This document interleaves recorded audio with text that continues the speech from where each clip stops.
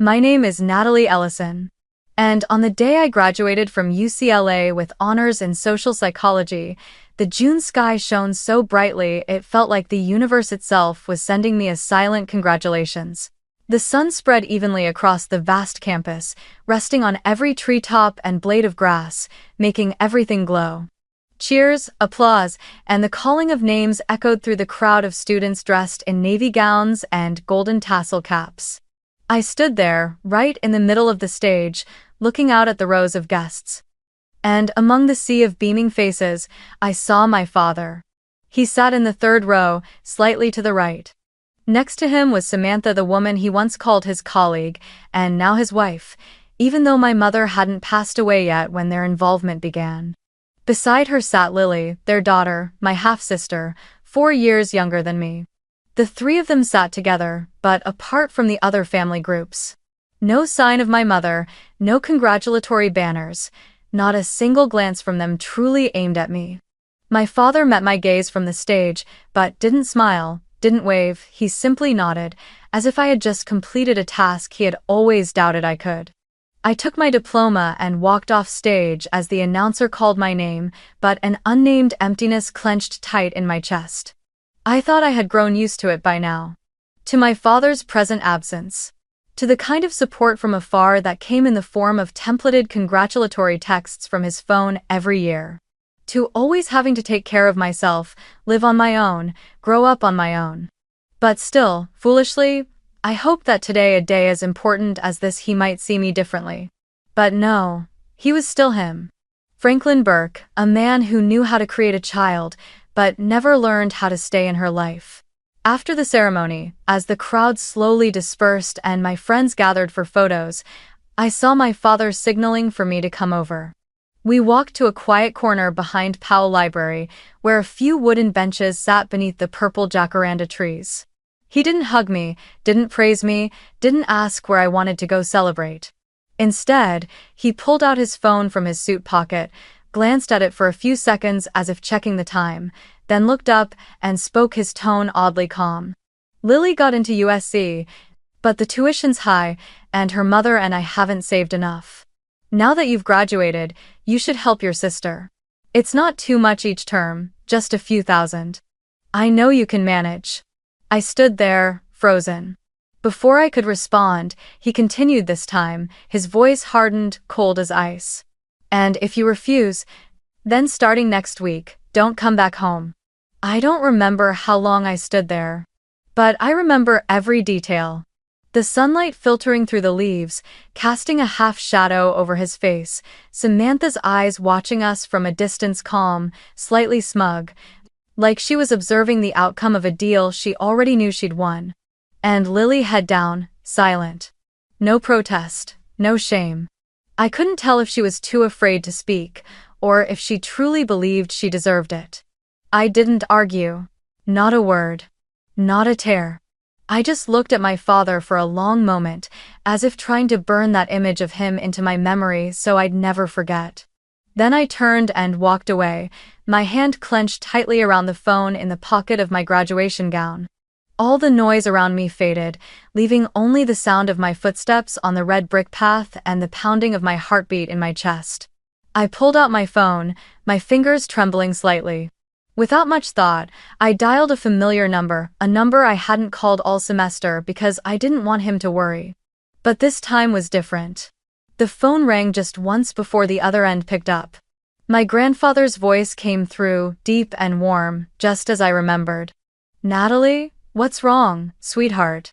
My throat tightened, my lips quivered, but I didn't cry.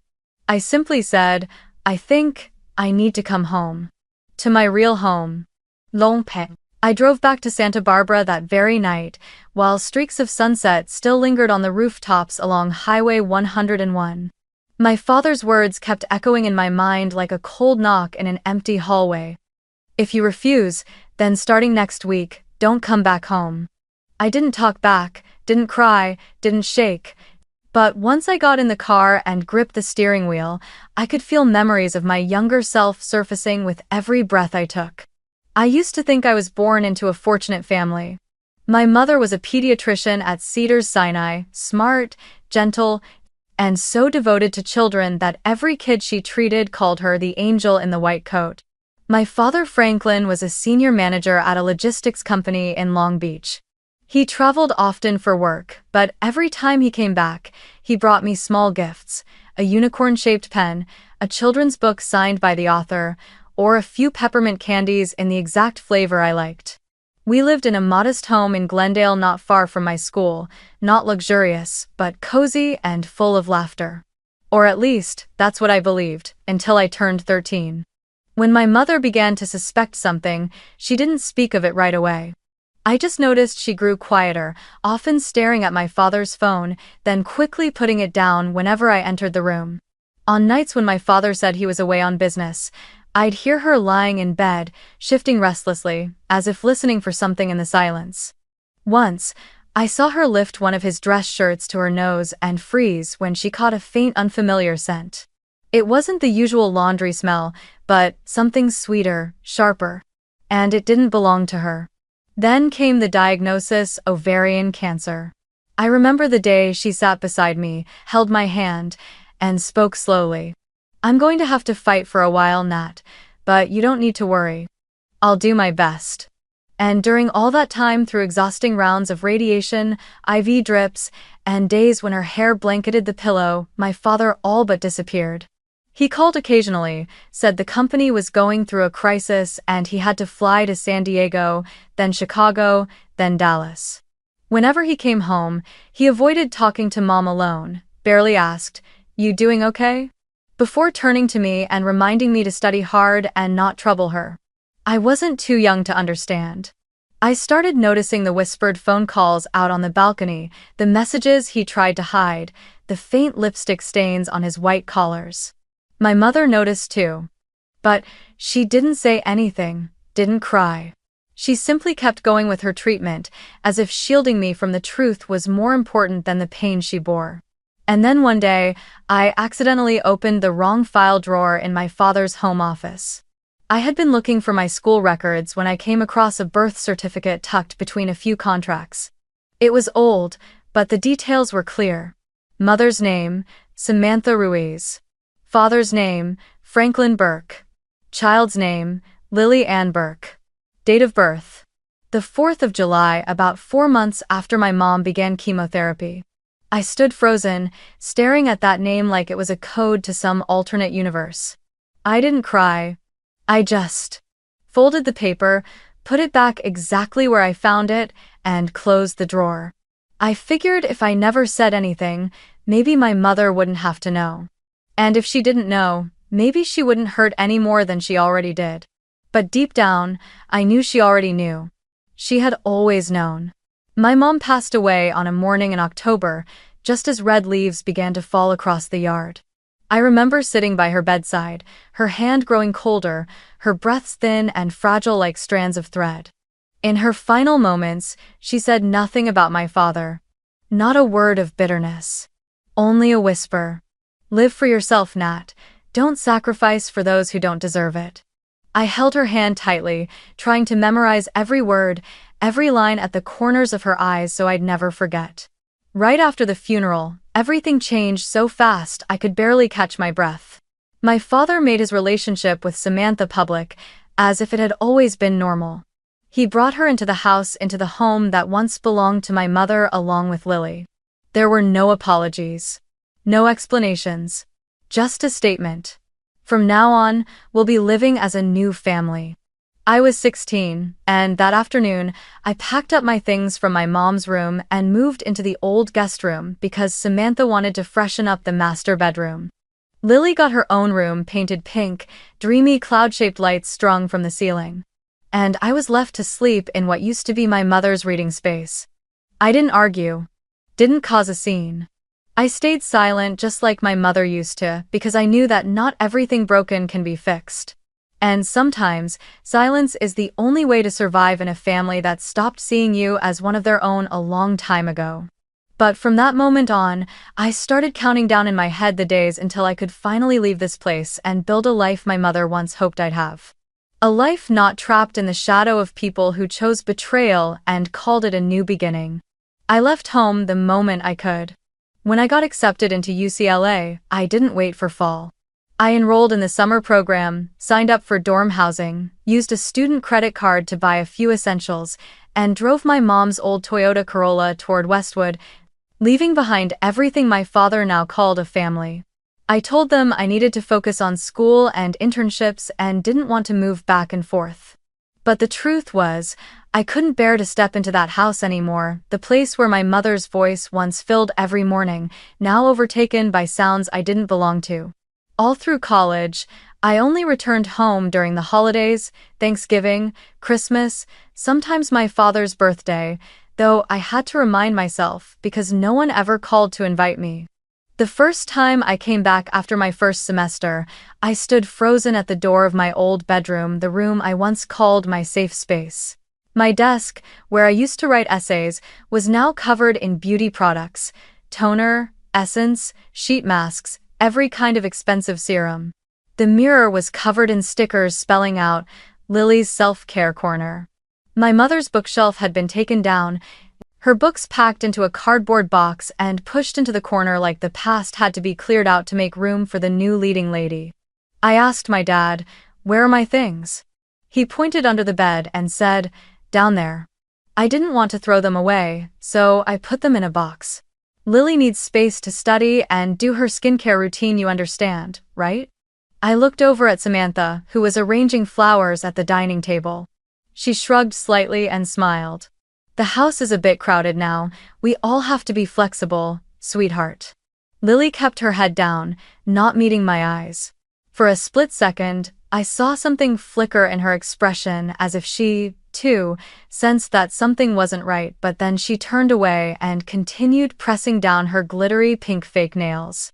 That evening, when I picked up a framed photo of my mom from the kitchen shelf, a picture of her in her white coat at the pediatric clinic, Franklin stopped me. "Those things should be put away now," he said. "It just brings pain to keep looking at them. Best to keep the memories in your heart." In my heart? As if memories of my mother were some kind of nuisance to be folded away like an old, outdated photo album. I didn't respond. I quietly carried the frame to my car, set it down beside the driver's seat, and drove straight back to Santa Barbara the next morning. Every time I visited that house, I found new reasons to cut the trip short. I'd say I had a lab report due, or that I had to return early to assist in a Python programming class. But the truth was, I could only breathe again after driving the nearly 2 hours to Santa Barbara and pulling up in front of the little red-roofed house with golden daisies blooming at the porch, the house where my grandfather had lived alone since his wife passed away. He always opened the door with the same familiar greeting. "Little Nat is here." No one had called me Little Nat since my mom died. In his house, the watercolor painting my mom made at 16 still hung in the living room, a beach at sunset with a small handwritten line. "The place I belong." On his desk sat the old mug she gave him for Veterans Day, the one that read, "World's Greatest Dad, verified by Madison Burke." Each visit, I'd sit with him on the back porch, listening to him tell stories about his time in the military, about my parents when they were dating, or about the nights my mom would stop by after finishing a late hospital shift. He never pried, just quietly refilled my tea and let me decide when I was ready to talk. "Grown-ups making mistakes doesn't mean you're the one who's wrong," he once told me when I was on the verge of tears, forcing a smile. "That house won't fall without you.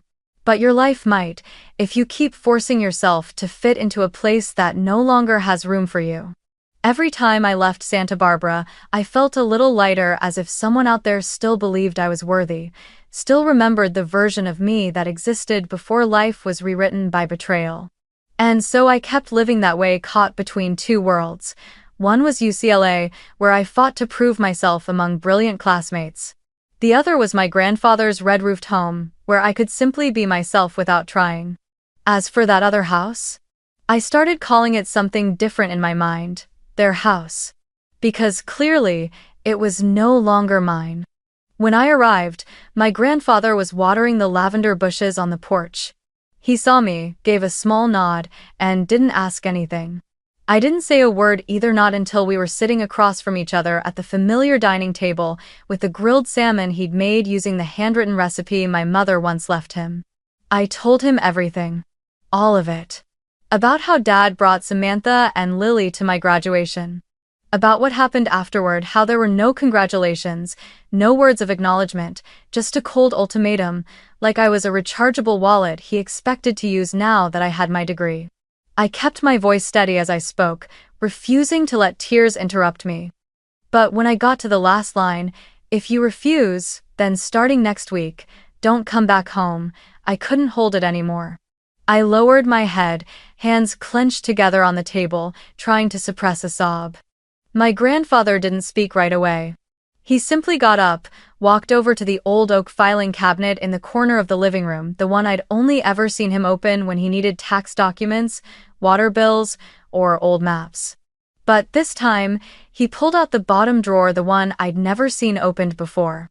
He retrieved a brown folder, old but well-preserved, and brought it back to the table, placing it gently in front of me. "Do you know whose name is on the deed for the house in Pasadena?" he asked, his voice deep and steady, the way he always spoke when he was still in the military. I looked up and blinked. "I thought it was my parents." He nodded. "Your mother thought so too, but it's not. That house belongs to me." I opened the folder. Inside was a copy of the property deed, the owner's name printed clearly. Robert Ellison. Purchase date: 1999, 2 years before I was born. I turned to the next page, a wire transfer receipt from his personal bank account to the seller's account, with a handwritten note attached. "Gift to Madison Ellison after wedding." My hands trembled when I saw his handwriting, slanted, firm, and full of pride. "I bought that house after your mother married Franklin," he said slowly, his eyes fixed on the photo behind me, my mother on her wedding day, smiling radiantly. "She didn't want me to worry. But I wanted to give her a solid start. Franklin knew. Your mother knew. But back then, they both believed that as long as they lived together, whose name was on the paperwork didn't really matter." I held the folder tightly. "She never told me. Because she trusted Franklin," he said softly. "And she never thought there'd come a day when I'd have to use this to restore justice for her daughter." I couldn't speak. My throat closed up. He continued, "I've seen it all these past years. You've endured far more than you should have. You didn't say anything, but I still knew. The way you looked at that house every time you came back. The way you quietly stared at your mother's photo being packed away. I knew because I once watched my own daughter be abandoned in a marriage she gave too much to." I said nothing, only let the tears fall silently down my cheeks. For the first time in years, I didn't feel ashamed for breaking down. With him, I didn't have to be strong. "Now listen to me," he said, placing a hand on the folder. "That house has always been under my name. From the very beginning. Never transferred, never mortgaged. No one but me has the right to decide what happens to it, and I've made my decision." I looked up. "I'm giving you full rights to the house. Starting now, you don't need anyone's permission. I'll call the lawyer first thing in the morning. The transfer of usage rights will begin immediately. Franklin has no power to kick you out of the place you once called home because he never owned it to begin with." I stood frozen. It felt like someone had finally switched on the light in a room I had lived in far too long in the dark. "Are you sure you want to do this, Grandpa?" I whispered. "Dad's going to be angry, and Samantha will." "I don't care what they think," he cut in, his eyes sharp as steel. "I only care about whether my daughter and granddaughter are treated fairly.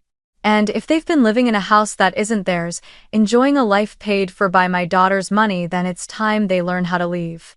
I smiled through my tears, feeling for the first time in years what it meant to be chosen. Not out of duty. Not for my role in some patched-up family. But because I deserved it. And for the first time, I understood something. Justice doesn't always arrive in the form of revenge.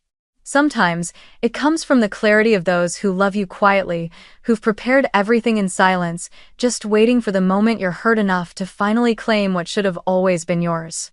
I stayed the night at my grandfather's house.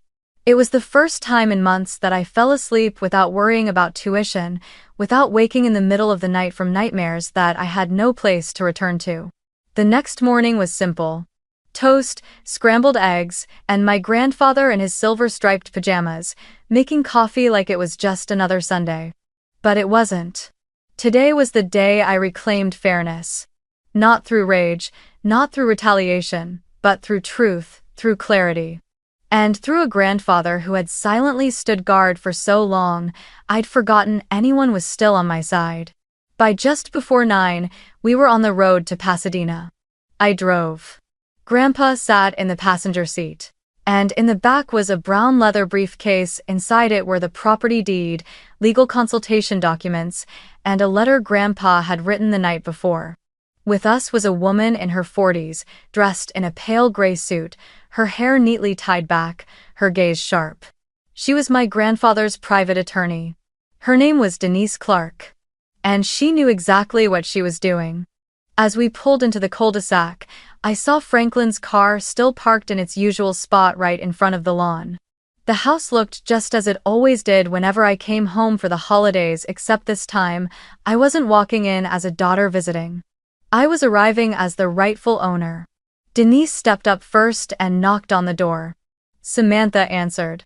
Her eyes flickered with panic for a second when she saw the small group in front of her. But quickly, she regained her usual composure. I once thought that was her strength until I realized that composure was just a mask used to justify her habit of stepping over others. I'm sorry, Samantha said politely. Franklin isn't home at the moment. If you need to leave a message. I'm the legal counsel of Mr. Robert Ellison, Denise interrupted, not smiling. We're here to deliver an official notice. This property is no longer under the use of Mr. Franklin Bennett. The legal owner of this land is Mr. Franklin, Robert Ellison, and he has signed over full usage rights to his granddaughter Miss Natalie Ellison Bennett. The air on the front porch froze solid. Samantha stared wide-eyed at my grandfather. That's impossible. We've lived here for nearly 10 years. No one's disputing that, Denise continued. But living here for 10 years doesn't mean you legally own the property. On official records, this house was never transferred. And now, the deed holder has chosen to end the informal arrangement. I didn't say a word. I simply stood behind my lawyer, clutching my bag, heart pounding. But not from fear. It was something else. For the first time, I was witnessing the power of silence. The power of truth. Samantha let out a sharp breath and turned to walk back inside. About 5 minutes later, Franklin burst out of the house like a living storm of rage. Same face my father's, but now drenched in sweat and flushed with fury. You think you're clever, huh? He growled. You think getting a college degree gives you the right to turn on your own family? I fed you every damn day. And now you side with that old man to kick me out of my own house? You ungrateful brat. Still, I said nothing. I didn't fight back. I didn't need to. I reached into my bag, took out my phone, opened the voice recorder app, and hit play. Franklin's voice filled the air, clear and undeniable. Lily got into USC, but the tuition's high. Her mom and I don't have enough. Now that you've graduated, help your sister. If you refuse, then starting next week, don't come back home. Franklin froze. He recognized his own voice. I wasn't threatening anyone. I was simply letting them hear what they had once said to me. Lily stepped out from behind her mother. She said nothing. Her expression was quiet, conflicted, like she didn't know which side to stand on, like she'd just realized she'd been unknowingly standing on someone else's shoulders all this time. Grandpa stepped forward. His voice wasn't loud, but it carried weight. I once hoped you were reasonable, he said, looking Samantha straight in the eyes. I once believed, even if I was wrong, that a woman who went from being a colleague to a stepmother could treat her husband's child with decency. But I was wrong. You've repeated what society always does to inconvenient children, discard them. No one replied. Samantha lowered her head. Franklin turned away. Denise raised a stack of documents. I'll be leaving the formal notice here. Mr. Franklin's household has 72 hours to gather their belongings and vacate the premises.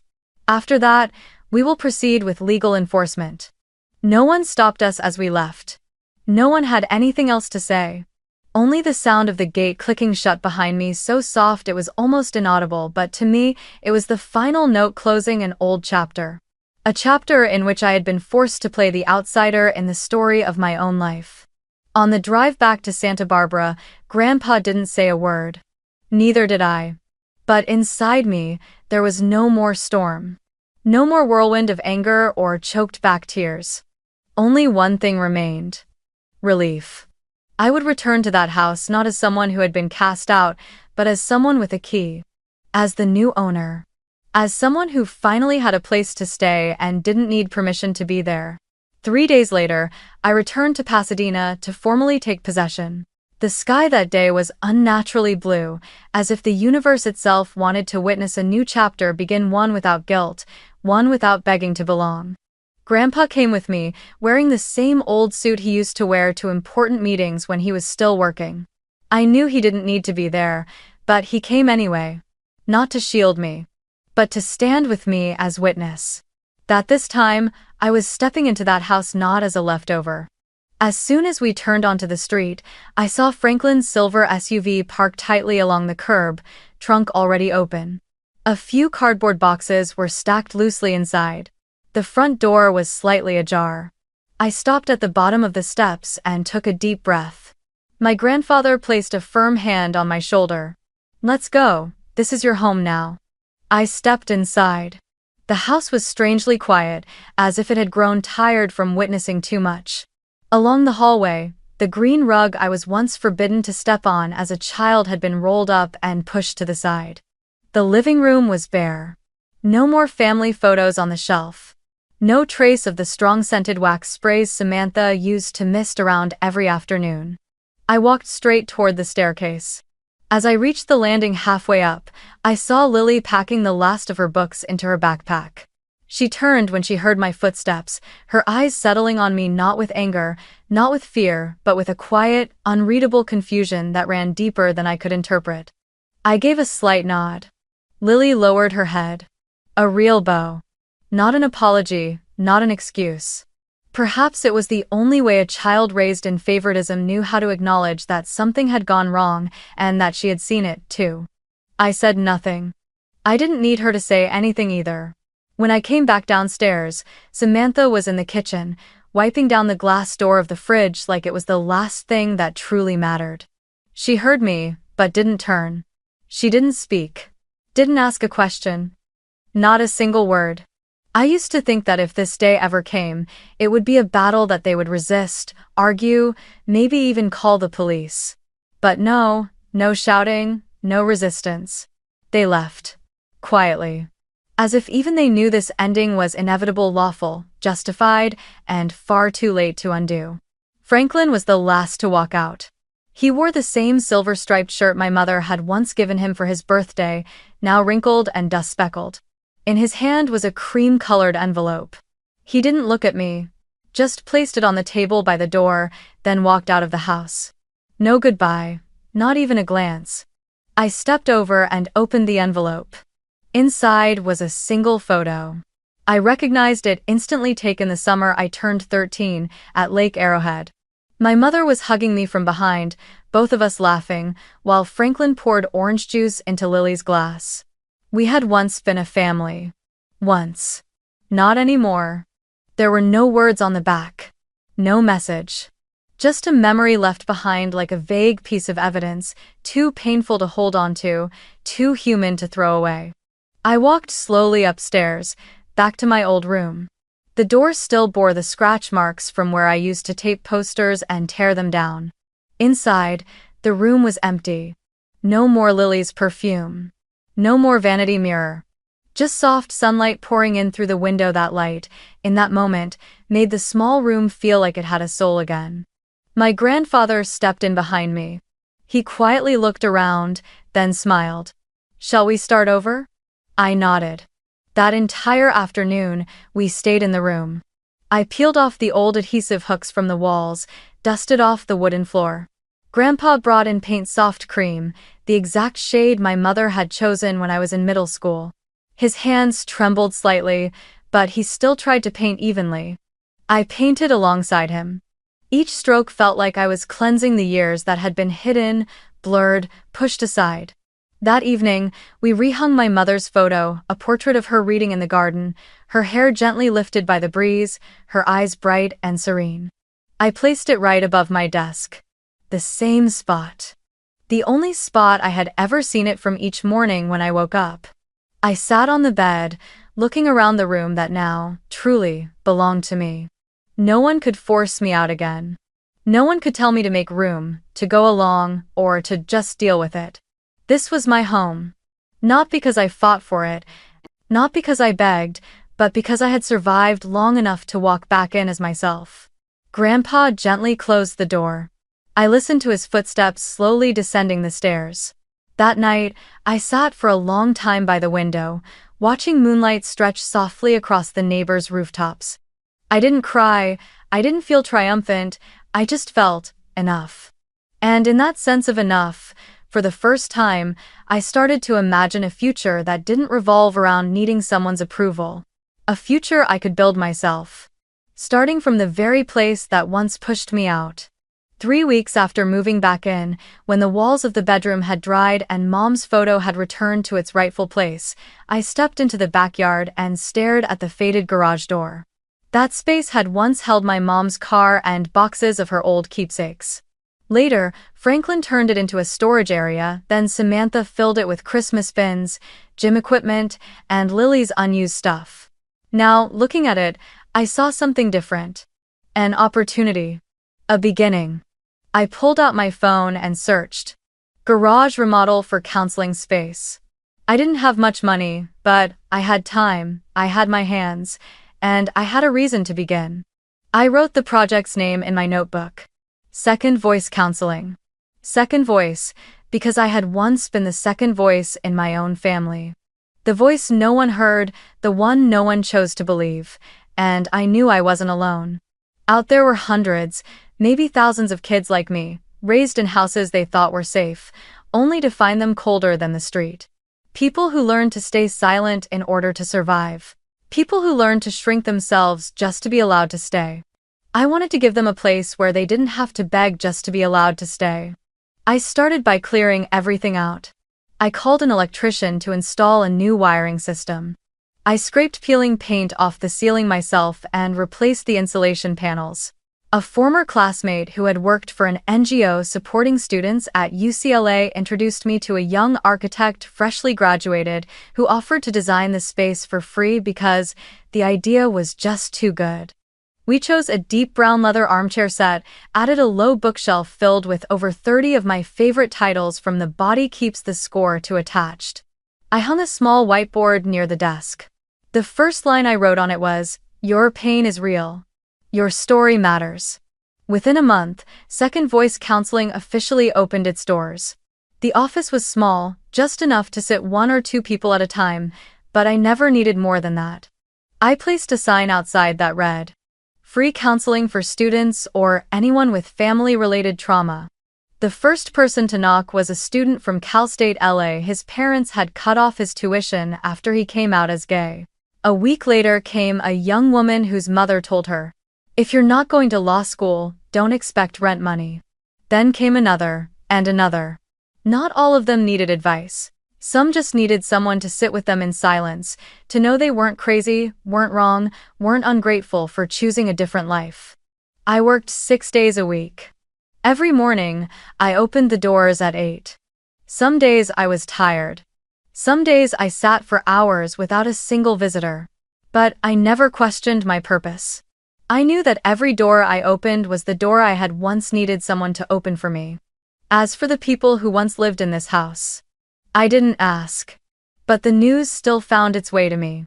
Lily enrolled in community college in Long Beach, nearly an hour's drive from Pasadena. I heard from a mutual friend that she was studying nursing. She didn't call, didn't message. But once, I saw her name on the counseling appointment list, then canceled right after. I wasn't upset. Maybe she wasn't ready. Maybe one day she will be. Samantha moved to Fresno to live with a cousin. I didn't hear anything else. But once, while shopping for groceries, I came across that cousin's Facebook. She'd posted a photo of her kitchen, and in the background, I recognized my mom's old coffee maker. Maybe Samantha took it with her. And that's okay. I don't need it back. Franklin now lives in a rented apartment near Riverside. I only know that because Grandpa received a handwritten postcard sent to the house. Good luck. I hope you do what you believe is right. Franklin. I held the postcard, looking at his handwriting still sharp, but slightly more unsteady than before. No return address, no apology. But also, for once, no sarcasm or threats. I tucked the postcard into a memory box, alongside old letters from my mother. And I didn't write back. I didn't feel the need to play the role of the bigger person. I didn't want to carry the burden of forgiveness just to be seen as worthy. I was simply Natalie, a young woman who was once pushed out of her own home, now using that very home to create a space for others who had also been cast aside. One early autumn afternoon, with cool wind drifting in through the window frame, I sat inside the garage, now my counseling office, cradling a warm cup of tea, watching sunlight filter through the curtains. My mother's photo now sat between two small potted plants. Beneath it was a handwritten letter I'd left for her on my birthday this year, as simple as a quiet announcement. I'm still here, Mom. I'm not leaving again. And this time, I don't have to knock to come back. Lakin art. After years of living like a guest in the very place I grew up, for the first time, I felt like I was truly home, not in a house full of things or comfort, but in a space where my heart no longer had to brace itself just to exist.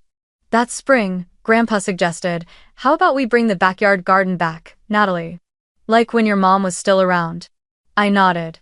I remembered that garden when I was little. My mom would take me out to water the plants, pull weeds. The smell of tomato leaves, the buzzing of bees, her hands covered in soil but still gentle. The summer she died, the garden withered with her. Franklin never cared. Samantha paved it over with tile and a long white bench no one ever used. Grandpa and I started by lifting each tile, one by one. Each carried the dust of time, the weight of memory long buried. It took us nearly 2 days to clear the old soil, and then we planted the first seeds. Cherry tomatoes, cucumbers, a few sprigs of soft lavender, some mint. Grandpa said it'd be nice for morning tea. We didn't plant to harvest, we planted to begin again. Every morning, I woke early, brewed a pot of tea, and stepped out back with 2 small cups. Grandpa was always there first, the Los Angeles Times spread open on the weathered wooden table, his reading glasses slipping down his nose. I handed him his tea, then sat beside him and opened whatever book I was in the middle of. Some days it was Man's Search for Meaning, others Educated. We didn't talk much, but something quiet grew between us, peace. One morning, in early May, just as the sun rose and light streamed through the lemon tree branches at the far end of the yard, Grandpa put down his paper and turned to me. You know, Natalie, he said, his voice deep but gentle. People can choose the wrong partner. But I never chose the wrong granddaughter. I looked at him. His eyes, clouded now with age, still held their old steadiness. His hand rested on the teacup, trembling slightly but warm. I didn't say a word. I just nodded, smiled softly, and let my heart melt. There weren't words like, thank you or, me too, that could ever fully capture the depth of my gratitude for this man, the one who had quietly stood behind my mother, and now behind me, through all the years when the people who were supposed to protect me had turned away. I used to believe what they always said, family is blood. But now I see it clearly. Blood might be the reason something begins, but it's not what keeps it alive. Family isn't the place you're born. It's the place where you're seen, chosen, and loved without conditions. He chose me, not because I reminded him of someone, not because I met anyone's expectations, but simply because I was me. That afternoon, while he took his nap, I stepped out into the garden and pulled a few weeds growing around the lavender. The sunlight fell gently across my hands, golden like honey. Something in my chest quietly melted like frost after winter. A part of me, long braced for survival, finally exhaled. I whispered, not sure if to myself or to my mom or to grandpa, or to every other Natalie out there. I don't have to stay by sacrificing parts of myself. I don't have to endure in order to be allowed in. I just have to choose the people who chose me first. And I know I chose right.